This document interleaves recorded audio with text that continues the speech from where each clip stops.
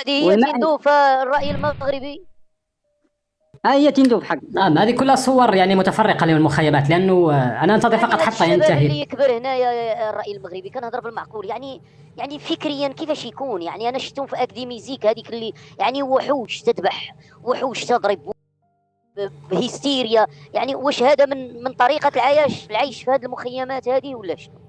هو من باش نكون معك صريح. نعم. هاو الناس مكبرين، هاو الأطفال اللي تولدوا في المخيمات. هذه مخيمات الاحتجاز حتى نوضحها، هي مقسمة وكل مخيم بعيد عن مخيم حتى يسهل السيطرة عليها. مثلا تجد مخيم الاحتجاز في الرابوني في الجزائر اسمه مخيم السمارة، هم متعمدين يسموهم بنفس أسماء المدن المغربية. نعم. هو حتى مخيم العيون، مخيم السمارة. صحيح، أنا أربط. صحيح، هذا الناس مكبرينهم على واحد الحقد دفين. حتى إذا تابعتم يعني مصطفى سلمى الذي يعني زار السمارة وزار أبوه في السمارة، لأنه أبوه كان في السمارة. هذا مصطفى سلمى كان تم اختطافه هو وعديد الناس، وأبوه بقي في مدينة السمارة، وجاء باش يزوره، وكان عنده هذاك الخوف لأنه مشى صغير. كان عنده ذاك الخوف مما قيل له على أن المغاربة عدو، وأن المغاربة يقتلون الصحراويين، وأن المغاربة وأن كذا وأن كذا، يعني كم تم حشوه وغسل دماغه بطريقة صعبة. لما جاء المغرب كان خايف، هو كان يحكي يعني قال لهم انا كنت خايف لانه خليك هنا الرأي المغربي. الله يرضي عليكم الاخوان، ديروا الشير، نوصلوا اللايف لديك 900 ولا 1000، لان هذا الشيء اللي كيتقال واخا كناخذوه بواحد الطريقه فيها البسط، ولكن والله شيء يدمي في القلوب. فنتمنوا نشيريو اللايف، كل واحد يشيري اللايف. الله يرضي عليكم، هذا خدمه لهاد الشباب ولهاد الاطفال اللي في هذه المخيمات. نديروا الشير ديال اللايف لعل الكلمه تصل. يعني هذا الشيء خصو يتفضح بالعربيه تعرف. نعم، نديروا الشير. ولكن كمل اخويا الرأي المغربي. صحيح خويا ياسر، اول حاجه بغيت نسولك اخويا، لانه للاسف الشديد في هذه اليومين الاخيرين يعني بعد ان لم يستطع البعض يعني ضرب مصداقيتنا عند المغاربه، بغاو يلصقوا لنا تهمه العماله والخيانه بحكم انني باش نوضح هذه النقطه الله يحفظكم. الناس اللي كتقول لك ما نهضروش على مخيمات الاحتجاز في تندوف واللي واقع فيها، هذا الاخوان غتكتبوا فقط مخيمات الاحتجاز في تندوف. ميديان قناه مغربيه كتصرف عليها الدوله المغربيه. بغيت نقول لك الاخ الرأي المغربي، بالنسبه لتندوف ولا تنقولها حتى لسبخه، يملكون كل شيء، يملكون الشباب، يملكون السلاح، يملكون كل شيء. لماذا لا تاتي واحد الصحوه ويحررون ارضهم بنفسهم؟ هي اراضي مغربيه ولهم منا كل الدعم. خويا ياسر، راه كانت واحد الانتفاضه، شوف كانت واحد الانتفاضه في 1988، ولكن قمعها الجيش الجزائري. تدخل الجيش الجزائري بالسلاح والعتاد وقمعها. كانوا باغيين يخرجوا في هذا التاريخ، لانهم ملي جاوا لقاو راسهم تباع عليهم الوهم ولقاو داكشي كذوب، وكانت واحد الظروف انسانيه مزريه. فكانت هذه الانتفاضه، وننصح الاخوان يمشيو يدخلوا يتفرجوا فيها، راه كاينه في ميديان ها. لانه شوف معرفه العدو ومعرفه ما يقع هناك ضروري. حتى حينما تريد أن تناقش وأنت لديك دراية بما يحدث في هذوك الناس، باش ما يجيش يقول لك أنا عندي مخيمة عزة والكرامة وهو عايش له المهانة. أخ الرأي المغربي، ونحن يعني بكل صراحة ويعني والحق يقال يعني يقال أننا ما كنا نعرف عن حتى الصحراء الشرقية تعود ملكيتها إلى المغرب، ولكن من خلال لايفات يعني الإخوان المغاربة، ومن خلال يعني وتجادلنا مع جزائريين وقالوا لنا انها كانت قبل يعني الاستعمار الفرنسي للمغرب والجزائر، كانت تعود ملكيتها للمملكه المغربيه. يعني هذا احنا عرفناه، وعرفنا حقيقه يعني ان يعني ياسر من الامور ان تم خذل واختطاف يعني ابناء عمومتنا من الصحراء الغربيه اللي هي حقيقه مغربيه. واحنا أدرك ما عندنا منين نمشوا. احنا المغرب يعني اغلبيه الدول العالميه اعترفت بان الصحراء مغربيه، وهي هذا الكلام ما يقولوا السبخه، يقولوا العالم والواقع. من تتحدث مع جزائري اللي من دوك اللي يبيعوا الوهم، يقول لك ما الصحراء الغربيه صحيح، فهي جغرافيا غربيه، ولكنها واقعيا لمن تعود ملكيتها فهي للمغرب. ولكن الشباب في تندوف شنو الفكره السائده بينهم؟ يعني الشباب في تندوف هما يلتمسون فرص حتى شي يمشي من موريتان ويدخلوا من موريتان وشي يا غير واحدين فهلهم، اغلبيه واحدين فعلهم، واغلبيه ما يقدروا. تعرف يا اخ ياسر، انا مطلع يعني اخبار المغربيه، يعني من مرات انا نسمع عن سجن،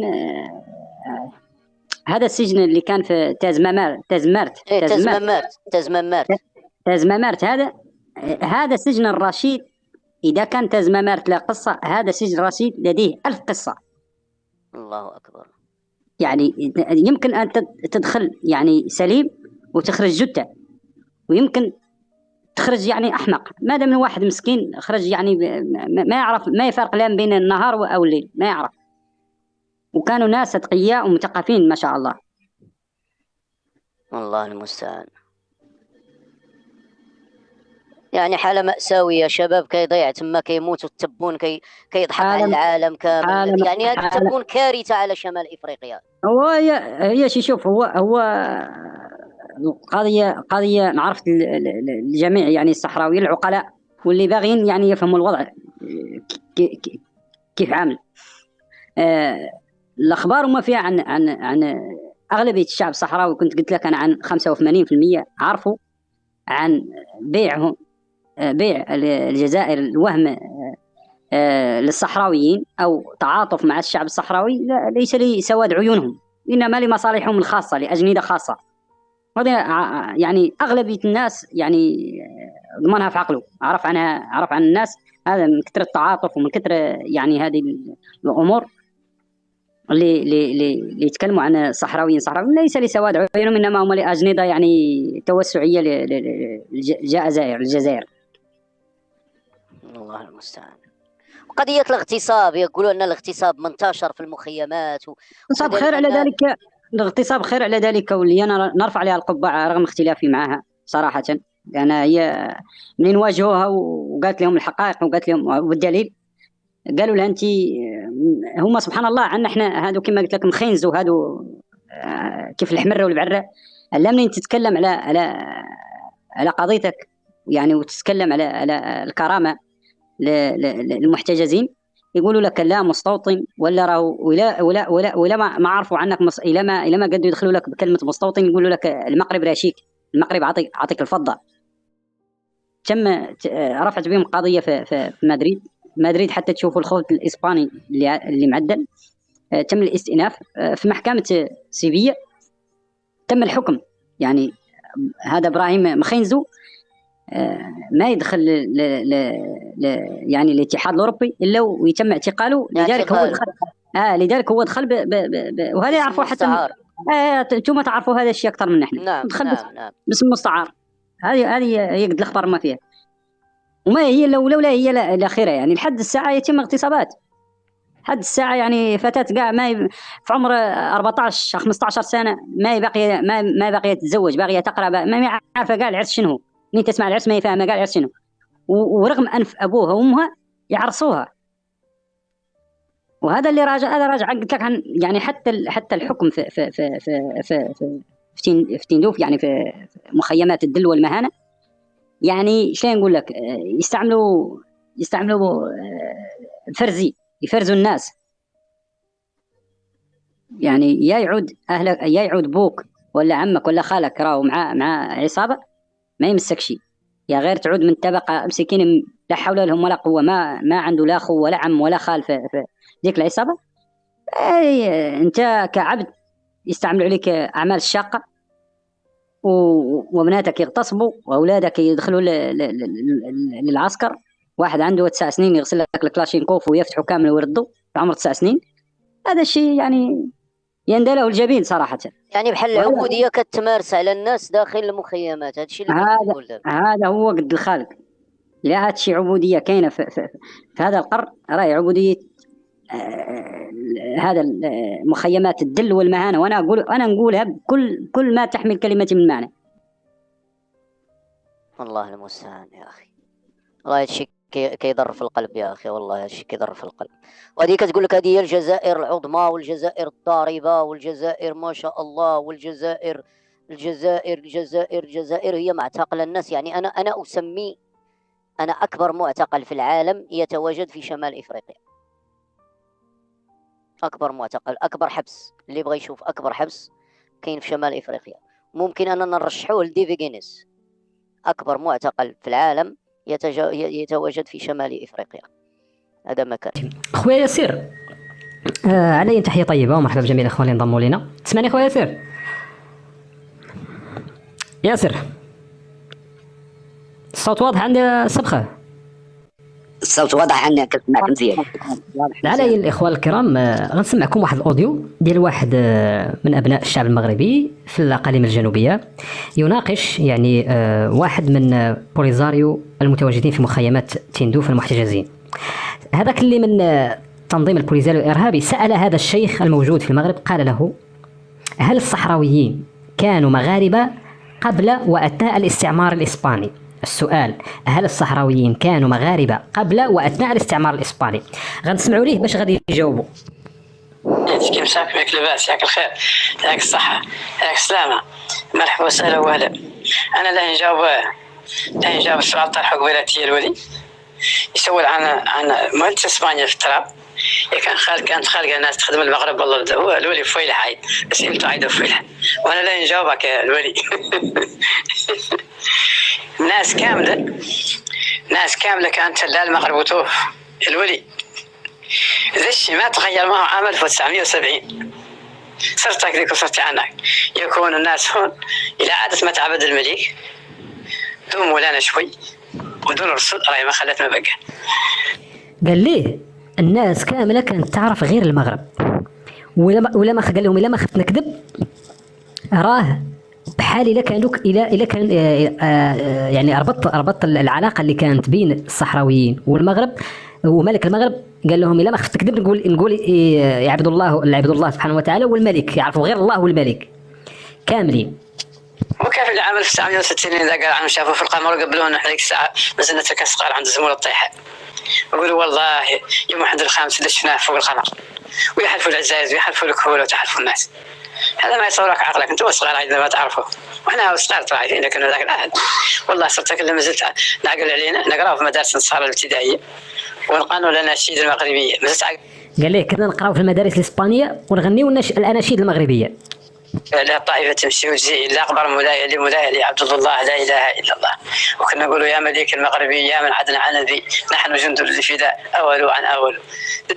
من ضمن الأناشيد اللي كانوا يغنيوا يا مليك المغربي نحن جنود الفداء. خلق تراعي كامل كبار وصغار ومكونات من هون التندوف ومستقبل دار. كان الملك والمغرب ولا يكذب عليك واحد، لا يكذب عليك، احنا كبرنا ذا كامل إلى خلقت محاولة عام 1970. قال لهم لا يكذب عليكم حد، يعني ما تخليوش واحد يكذب عليكم. هنا في الصحراء كان غير الملك المغرب وكنا مغاربه. انت فهم؟ ولا كان ودليل عليه ما كان خالق باسبور بين نحن المغرب، ولا باسبور بين نحن الجزائر، ولا باسبور بين نحن موريتانيا. وهذا واقع شمال موريتانيا، واقع ياسر الموريتانيين البيضان كامله، وكانت فهم عايزه قالب عليها الطابع الديني. فهمت؟ اللي خلقت عام 1970 خلقت ما التغيرات تشوف عقب ذاك من خلقت ذيك التغيرات عام 1970. فهمت؟ تمني لين بثقتنا ذيك مجموعة الشباب اللي أباتها كانوا خالين الدنيا وذارينها. اسمع جيش التحرير، ياك فاهم؟ قال ليه حتى 1970 فاش خرجوا لنا هذوك الشباب هذوك البراهش، اما قال ليه حتى والديهم كلهم كانوا في جيش التحرير المغربي. والديهم هذو دابا اللي اسسوا ما يسمى بتنظيم البوليزاريو الارهابي، والديهم كاملين كانوا في جيش التحرير المغربي. اللي ما مشى معاهم ديك الساعه مقافي في جيش التحرير شغل الملك خاين ويقتلوه وش ما تعرف شنو رواياته. اسكت فماك، هذا كان تراعي فيه لا مفبرك، لا تفبرك هذا والكذب والبهتان هذا. قال لهم هادشي اللي تشوفوا فيه دابا وهادشي اللي كيعاودوه هاد جماعه الخنزو غا الكذب والبهتان. انتم لم يتقلبكم روايه اطرحوا سؤال نجاوبكم نقول لكم معلومات. عندنا المعلومات اللي ياسر اللي انتم ما عندكم. حسن السلام بلا قرض في الصحراء وعند الخامس سابوا والده يرحمه فيه. عندهم عرب خيمه من العرب وعندها علاقه مع العرب كامله اللي متواجده الى الندار، الى ريو سينغال، الى العرب في شمال مالي. يقيم لها عقارات كان في الصحراء. ما اللي عارف عن العرب هون والمغرب وهوكس يعني اسمع واسواق هتل وخلق هتل وعلاقه هتل ونسب هتل. فعلا في 1962 دخل حسن ملك الاردن على الخط من يفوت 6 سوايع في الداخل هون خاسر بطياره والتقى مع الشيوخ الداخل هون. حيت لانه في واحد الوقت كان ملك الاردن نزل في مطار الداخله لانه كانت خسرت لهم الطياره، والتقى بجميع الشيوخ اللي كانوا هنايا. وتدخل حسن الثاني باش انه يصلحوا له طياره وداك الشيء. فهذا يعني الناس القدام عارفين التاريخ. اما هاد البراش دابا ديال جماعه مخينزو اللي كابرين في المخيمات حاولوا يغيروا الحقائق، وقال لهم هذا باللي راه هادشي كامل اللي كتسمعوا غير الكذوب. اما الناس اللي كتكلم هادشي راه خص الناس المغاربه يعرفوه، وخص الجميع يعمل من اجل فضح الممارسات اللا انسانيه في اكبر سجن موجود على وجه الارض، وضروري نوصلوا الصوت. وهاد اللايفات هادو راه اخويا الراي معروفين دابا بان ليس كل من يتواجد في المخيمات مغربي، يعني كاينين قد لا. بالنسبه لهذه النقطه انا غنجاوب على هذاك السؤال ديال الاخ راني كنت جاي في المقطع. شوف الاخوه الكرام، ممثل المملكه المغربيه في الامم المتحده عمر هلال قال بالحرف الواحد: لن يعود الى الاقاليم الجنوبيه للمملكه المغربيه الا من هم صحراويون ينتمون الى اقليم الصحراء. اما الازوديون والماليون والحراطين والتشاديون والجزائريون شاهدوا السنغال وتزكيه الحراطين العبيد اللي عندهم فما حق، نعرف هؤلاء لن يعودوا نهائيا ولن يقبلهم المغرب. يا غير اسباب بلاتي الراي المغربي. بلاتي نطلع عليكم واحد خينا هنايا ونشوفوا واش غيقول، واش حتى هو داير بحال دوك بوصبع ولا غادي نيتي يقارعكم بالمعلومه. كاتب لي انا بوليزاريو فور ايفر. لا بلا ما تطلعوا، هذا جماعه مخينزو. بلاتي يا الراي المغربي بلاتي. لا ما تخليش كاع يطلع لي يدوز لنا مغالطات ديالو. هذا مغربي بلاتي. لا ما تخليش كاع يطلع لي يدوز لنا مغالطات ديالو. هذا معروف. هذا كاين في سويسرا. هذا من دوك الناس اللي شاريهم من الجزائر اللي ينبحوا. يا صافي ملي كيعاير ما كاينلاش. لا يعني حتى نوضع النقط على الحروف. الأخ الرأي المغربي اللي قال عن ما يرجعوا ما هم الناس اللي أصولها مغربية، يعني أنا نقول لك عن ديك الساعة في 75 عام 75 لما كانوا باغي هذا الوهم يعني تكاثر، وعادوا يجيبوا لنا حراط من السنغال وحراط من تشاد، مع احترامي للبشرة السوداء، يا غير حراط نقول احنا يعني هذو مسترزقين يعني عبيد. والسامعني يا اخ؟ نعم كنسمعك اخويا. اسمعوا. غير معلومه الاخ ياسر معلومه في نفس اسبانيا موثقه. هذا الشيء هذا كامل مفضوح. علاش هما ما كيبغيوش يتصاوضوا الجزائريين؟ اسبانيا خلات منين خرجت 74,000 نسمه. اخر احصاء ديالها عطى 74,000 نسمه موثق النسب ديالهم بالقبائل شي لوائح اخرى اللي بغاو هما يفرضوها. ساب كاع اسبانيا راهي خارجه الامم المتحده، وكاين هما اللي تحديد الهويه اللي عارفين الناس من منين وعارفين من اللي تم اختطافهم وتم هذه. ولكن اللي بغيت نقول الاخ ياسر قبيل على واحد الكلمه قالها باش ما تمرق من عقلي، ان جبرنا ناس ديك الساعه من المخيمات كانوا يقولوا سابق الاختطافات انهم كانوا الاستعمار الاسباني كان يعني يبغي يرشيهم انهم كان ديك الساعه يجيبوا لهم قوفيه ونعايل الثمار من جزر الكناري، ويجيبوا لهم حتى الصلايات، يعني يجيبوا لهم صلايات، وكانوا باغينهم يعني ما يقولوا الله يهدى اللوطان ويحيي السلطان. عشان الا ذلك كانوا يبوا كي ما يعني ما يمشوا معاهم في الفكره. ولكن اسف وقع هذاك المشكل وتم اختطاف، لان اغلبيه الصحراويين اللي محتجزين الى يومنا هذا في تندو فجاوا يعني رغم انفهم يعني اغلبيتهم مختطفين، ماشي من ما هم يعني عن حريتهم، يعني باغيين يجوا ولا باغيين يمرقوا المغرب ولا فهمت. هو الاحصائيات اللي تعطات هو ان كاين 1800 ولا 1900 مغربي داخل المخيمات. صحيح، ما يتجاوز 2000 ما هو متخطيه. صحيح. لان اللي كنسول يعني حتى الناس المخيمات يعرفوا راسهم، هادو راه من هنا وهادو من هنا وهادو من هنا، يعني بعضياتهم راه يعرفوا كل واحد منين اصله. بعض هذوك الحراط كيف قال الرأي المغربي، بعض ما عرفوا عن تم بيع حتى هما يعني تم استغلالهم وبيعهم الوهم، فاضطروا هذو الحراط الهروب الى موريتانيا، يعني اغلبيتهم عايشين من موريتانيا. ولا عدتوا تعرفوا واحد يقولوا له، انا دائما نقول له على حريطاني خنافرو كي شمام المين، واحد يقولوا له الكبير والله لا صغير، هذا موريتاني، هذا الكلب اللي يتكلم باسم الصحراويين، فهذاك ما عنده علاقه بالصحراويين ومتبرئين منه، يعني احنا واغلب المحتجزين. وهذاك انسان اللي عنده في الصحراء هي مولات خيمته، يعني من الحمراء والبراء، هي اللي من مخينزو، من جماعة مخينزو، وهي اللي توشوا تستاخر الروض. السلام يا خويا. يعني بداية النهاية للمخيمات على ما أظن، راه كان واحد الانفجار اليوم، ماشي اليوم، وقيل البارح ولا البارح، في واحد المخفر ديال الدرك الملكي. انت انا قلت لك الدرك الملكي، يعني الدرك ديالهم هما، يعني كنظن ان بداية تفجير. هو حق حتى هذه الطفله المسكينه اللي تم تعذيبها راهي توفات من قبيله التدرارين، مسكينه الله يرحمها، وتم تعذيبها بطريقه، وما هي الاولى ولا هي التاليه، الاخ ياسر، يعني هذا ما خفي اعظم. احنا يعني طفله صغيره تعرضت للتعذيب عندهم هما، هي ما هي يمكن في العشرينيات من العمر ديالها، يمكن نقدر نقولوا 27 حتى ل 28 26. انا ما عندي المعطيات، يعني ممكن نقولوا الاغتصاب ليس التعذيب. لا هما، لا نقول لك واحد المسألة، هما قدروا يغتصبوا حتى بعد القتل، وبعد الناس هادو، يعني لا حول ولا قوة الا بالله. هاد الناس ماشي غريبة اخوان، ماشي غريبة على اللي حرق القبائل اخوان. الا شفتوا شنو عملوا هذاك الاخ مسكين، نسيت السمية ديالو، وبالتصوير على المباشر، وراه حرقوها صاحبي، راه قبيل حرقوا حرقوها، راه قادرين يعملوا اي حاجة. هاد الناس هادو هما اللي كيحميهم، انا قلت لكم هو الورقة ديال الغاز والسلام، هذا ما كاين. انا غادي نقول الاخ على سية الصدر ديالك، وانا كل ما قديت نطلع ونعطيك معطيات ونتكلم بصوت الحق، وافضل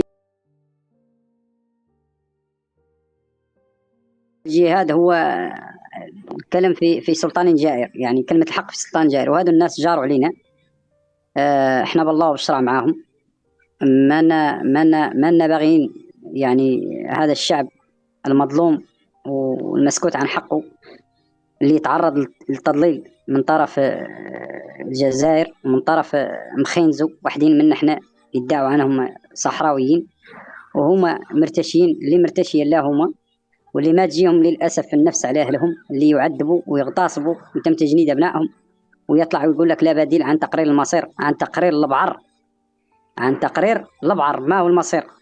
المصير هو ان شاء الله، وانا اقولها وراسي مرفوع، عن الرجوع إلى المملكة المغربية تحت السيادة المغربية. هذا الكلام أنا نقوله ورافع راسي. مرحبا بكم أخويا في بلادكم. ورافع راسي، لأن شوف التاريخ لا يرحم، التاريخ لا يرحم. واللي قال عن هادو المحتجزين لا يديرهم قنطرة، يعني الأجنضة، ولا يعني القضية التوسعية للجاء زائر، أنا نقول جاء زائر، ونقول عليهم قراقيله. انتم المقاربه اللي تعرفوا لهم تقولوا لا قراقيله هادو هما، هذا مع تحرير الشعوب، وعنه مع تقرير مصير الشعوب. للاسف هما لولا بهم يعطوا تقرير المصير جمهوريه القبائل برئاسه فرحات مهني، ما هو الشعب الصحراوي. الشعب الصحراوي كان عايش يعني معزز مكرم تحت السياده المغربيه سابق 75، ولا يرجع لها باذن الله. وهذه هي البدايه والنهايه، هذه هي بدايه النهايه ان شاء الله عن هذا السرطان. وهذا اول نقول لك مشكور الاخ ياسر، مشكور الاخ الراي المغربي، مشكور الاخ هذا. انا قد كما قلت لك مسبقا، انا اللي بغيت نسولك دابا في المخيمات كاين اسواق الخضره والماكله واللحم مواد التموين، يعني الناس تاكل تشرب كيف يعني. اسواق كيف قلت لك، وده شيء لا من استطاع له سبيلا، لا حد عنده حد برا بحال فرنسا احد اقاربه، هذا هو اللي خارج، هذا هو اللي قد مسكين قديت معي شوي، فهمت. اما الناس اللي يحانوا المساعدات ولا حول لهم ولا قوه، فيوصلهم يعني باش يستمروا على قيد الحياه صافي، ما هو شي فاني يعني. حتى قلت لك راني في بدايه المداخله تاعي قلت لك عن يتم، وهذا تقرير امريكي، هذا راه مو جايبوا السبخه ولا يقولوا المغرب ولا المستوطن ولا هذا اللي مرتشي، هذا هو السبخه اللي مرتشي من طرف المغرب كيف يقولوا هذو مخينزو. هذا تقرير امريكي هو اللي قالها، قال عن يتم تلاعبات من طرف الجزائريين يعني بالمعاونات الدوليه هذه معروفه، هذه حتى دارت برامج انها تبين السلعه اللي موجهه الى سكان المخيمات تباع في اسواق بموريتانيا. صحيح. هما هادو اللي يقولوا عنهم شواكر افريقيا للاسف. ايش نقول لك، الموزمبيق عندها اكتفاء غذائي لكل مواطنينها، وهي يعني هذه الدولة اللي تقول عنها قوة عظمى وقوة ضاربة للأسف حالتهم يعني تؤسف. منين تشوف دولة الأخ ياسر تعيش فوق بحيرتين، بحيرة من البترول والغاز، ومازال شعبها يعدل طوابير كاش حليب وهذا، فسبحان الله فمن تبين القوة والضعف. واحد خينا قال لنا دوك الطوابير راهم على الايفون ماشي على الحليب. علاش؟ على التليفون داك الايفون، قال لك اسيدي هذا، قال لك راهم ماشي دايرينه على الايفون. سبحان الله يا اخي. انا كنت في وهران ونعرف الجزائر زين، وحتى بها زين كونكسيون. قول لي ما كايناش حتى الكونيكسيون، بقى يكون غير الايفون. يا ياسر الكونكسيون ما خارقه، خلي هذا. وحتى في العاصمه الجزائريه لما ينقطع مع 5 مساء، يعني يا تدوش الصبح يا ما تدوش، ويا يخرج كاتاي واحد نوع من اتاي قالوا الشعر نعمرو احنا، يخرج المحمر فيه هذا. وهذا هو قد الخالق سبحان الله. هذه الضوء، هذه القوه العظمى ما خلاص.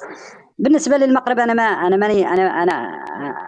غير مؤهل باش نتكلم عن القوه المملكه المغربيه في دبلوماسيتها وفي اقتصادها. والله زيد وبارك، والله ان شاء الله يجمع شملنا مع بني عمومتنا مع اخوتنا المغاربه.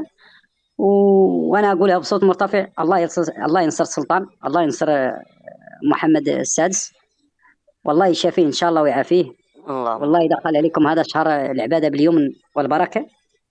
وهذا هو ولد الخالق. انا قد نفوت معاك 4 ساعة الا عاد عندك شي تساؤل ولا شي داك نبتو باش كان انا تابعني شغل غدا ان شاء الله بكري. بلاتي نشوفوا غير الاخوان الجدد اللي معنا. نعطيو الكلمه لكوثر. تفضل اختي كوثر،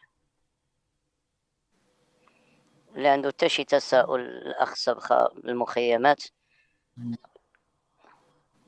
كوثر ما كايناش معنا. تفضل اخويا. انا اخويا ياسر. تفضل اخي تفضل. عندي المهم طرقت لشي اهم 3 نقاط. من تحيه الاخوه الراي المغربي سبخه وغير الاخ مروكو ولا يقول لك ياسر. هذاك الاول حاجه غادي نتحدث على هذاك الموريتاني اللي تحدث الا هو دواء داوي خاوي كما كنقولوا حنا، غادي ناخذوا عليه بالردود ديال الدكاتره الموريتانيين. واحد الاوديو فيه 30 ثانيه، وبغيت الراي المغربي يرد ليه البال بزاف، لان كنشوف مداخلات الراي المغربي مع ناس في لايفات، فهو كيحتاج بحال هذه المسائل، مسائل تاريخيه. نتمنى يسمعوا الاخوان. هذا الامريكان الان يعترفون بالفضل للمغرب في هذا. ملك المغرب أول ملك يعترف باستقلال القارة الأمريكية بالجمهورية الأمريكية. اسمعوا لي اخوان. خويا ياسر. نعم سيدي. اسمعوك عرفتوا الدكتور عرفتوا واش كتسمعوا بعدا؟ كتسمع؟ مسموع. طيب. لما كنت أدرس في جامعة تكساس التاريخ، كان عندنا مادة عن تاريخ العبودية في أمريكا، فكتبت بحثا عن العبيد المسلمين الذين جلبوا من إفريقيا إلى أمريكا، خصوصا شخصيات منهم متعلمة تركوا وثائق ومذكرات باللغة العربية. 5 شخصيات منهم. واحد منهم هذا استطراد فقط يعني.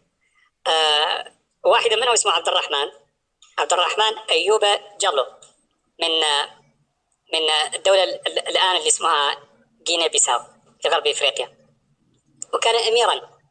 كان أبوه رئيس دولة في غرب إفريقيا، وأخذ عبدا، سرق وأخذ عبدا، وعاش في أمريكا 25 عاما عبدا.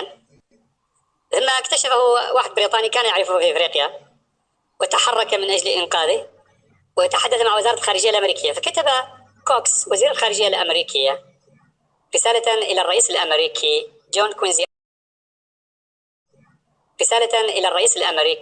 جون كوينزي آدمز آنذاك، يقول له: عبد الرحمن هذا مسلم، وإذا أطلقنا سراحه فهذا سيكون أمرا يحبه ملك المغرب أو إمبراطور المغرب، مشان خاطر يعني ملك المغرب. هذا هو شايف الراي المغربي. المهم هذا راي. ولا جينا الى رجعنا مثلا كاع يعني هذا دكتور مشهور، الى رجعنا للتعريف المعروفه الامبراطوريه، فكتلقى في الغالب مثلا يقول لك one group of country يعني that are controlled of one اوف وان جفرمنت، يعني المهم مجموعه من الدول اللي كتحكم الحكومه واحده. والراي والدكتور قال لك او الامبراطور المغربي. هذا دليل على ان المملكه المغربيه كانت امبراطوريه. واحد الجزائري اللي كان تكتب لنا بحرة مساحه الجزائر من مساحه الجزائر، يعني هذا التاريخ. مساله اخرى اخويا ياسر، النقاش مع الجزائري اللي ذكرتي قبيله اللي قال لك ويكيبيديا، هذوك راه خويا راه مقلوبين. تخيل معايا ديك النهار دخلت لايف مع شي جزائريين وكيتحدثوا على الازياء التقليديه ديال المغرب اللي كيسرقوها هما. فتحدث واحد ويقول لهم اصلا حتى الطربوش اللي كتلبسوا نتوما راه جاي من تركيا. فانا قلت له هو جاي من تركيا، غادي نشوفوا المؤرخ التركي قدير مصر اوغلو ونشوفوا شنو كيقول. فملي تبت لي ان هذا تقريبا اكبر مؤرخ تركي كاين حاليا قال لك هذا الطربوش جا من فاس، هو اصله من فاس، وشدينا حنا العثمانيين وزدنا طولناه شويه، راه موجود في اليوتيوب بغيت تقلب عليها الاخوه.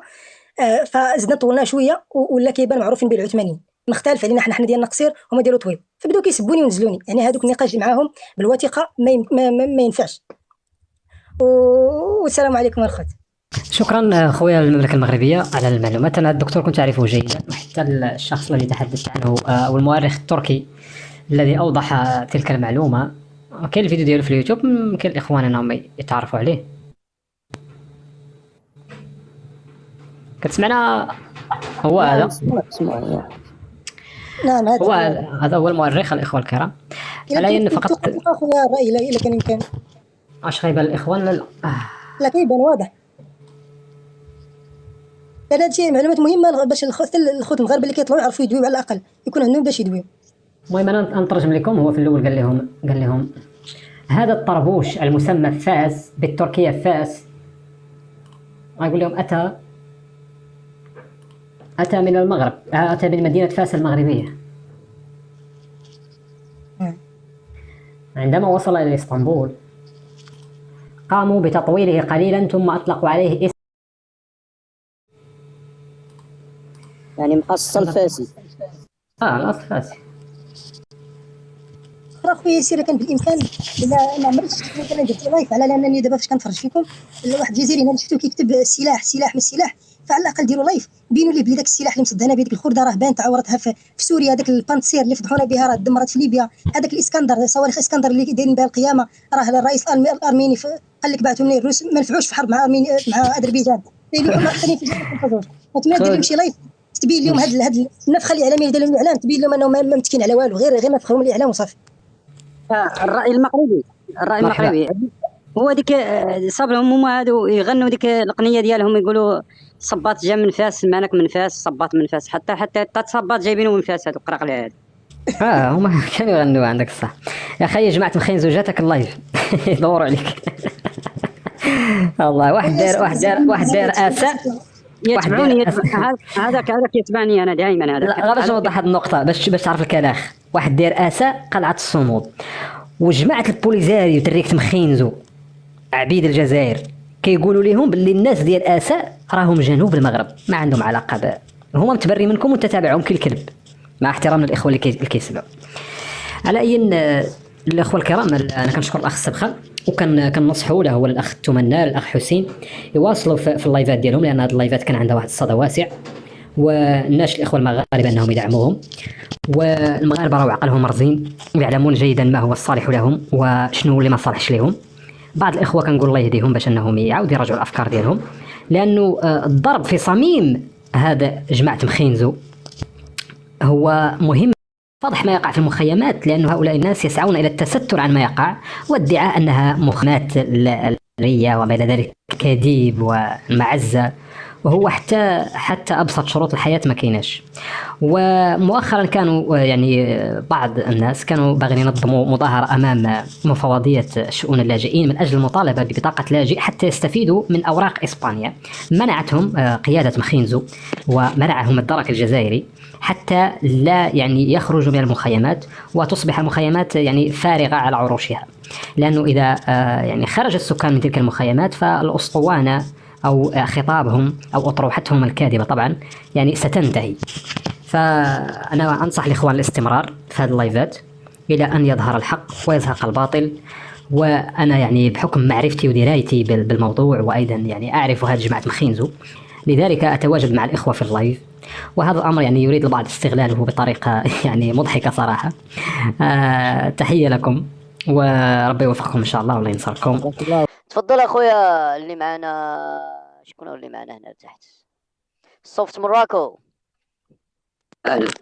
ليلة سعيدة. مرحبا العزيز. كنتم بخير؟ الله يحفظك.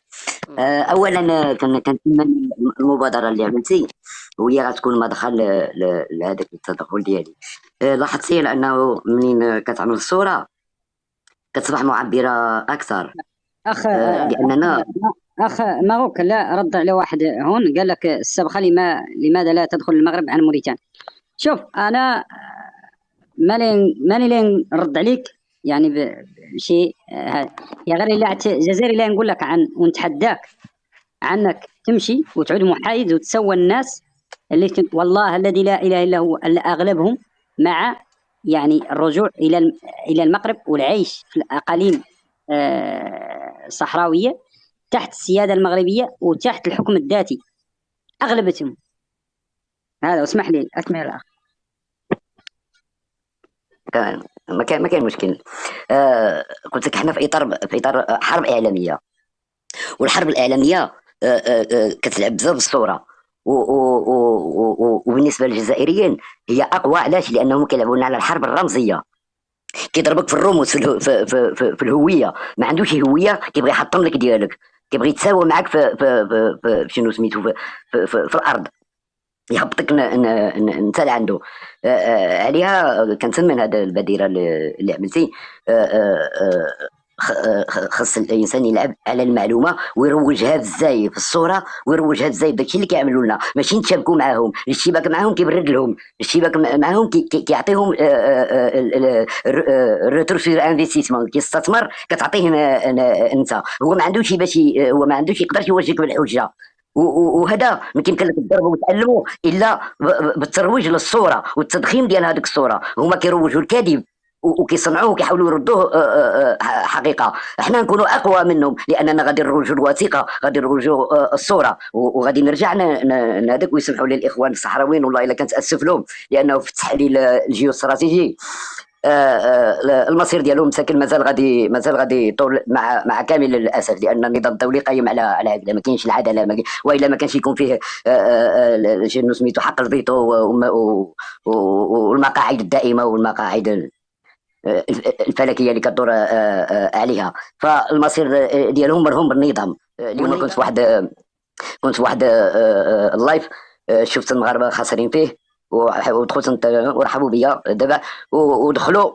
سكت واحد الجزائري، بديت له من هذا قلت له الا غادي تبقاو تجبدوا لنا الدعاره وما يتباع، حنا عندنا موثقه 5 ديال القرون، رغم ان داك الشيء بعيد اقدم، ولكن عندنا موثقه حتى في الصوره بجميع الفنون، بالغرافير ولا فوتو، باش ما بغيتو بالكتب النظريه بالخرائط بكل شيء. عندنا الدعاره عندكم، وحنا كنتلافاو ما نهضروش فيها. مسلم صداقه عندكم ب4 ديال القرون عاد وصل عندنا حنايا. نزل هذاك وطلعوا شي وحدين كيهددونا، سكتوا، كيقولوا لنا سكتوا. هذاك يعني رغم انني انا ما دوزتش الصور، ولكن حاولت ما امكن نالف صور اللي جبتها من مصادر. فغير هادو الصور خياليه، لان المتلقي معايا غادي يتلقى غير بالخيال ديالو، غادي يتخيل الصوره اللي كنوصل له انا بالكلام. ورغم ذلك حقاتهم. اذا كنقترح انا الاستراتيجيه هو ما نبقاوش ندخلوا معاهم في الاشتباكات اللي قدر، واخا لان كيحصلوا شي وحدين ديالنا الاغلبيه ما عندوش ملفات وكيدخل معاهم في نقاشات واللي هما كيلعبوا فيها على ضرب الرموز. هو ما قدرش باش يدافع على. وكنشكركم على هذاك وانا متبعكم. تحياتي.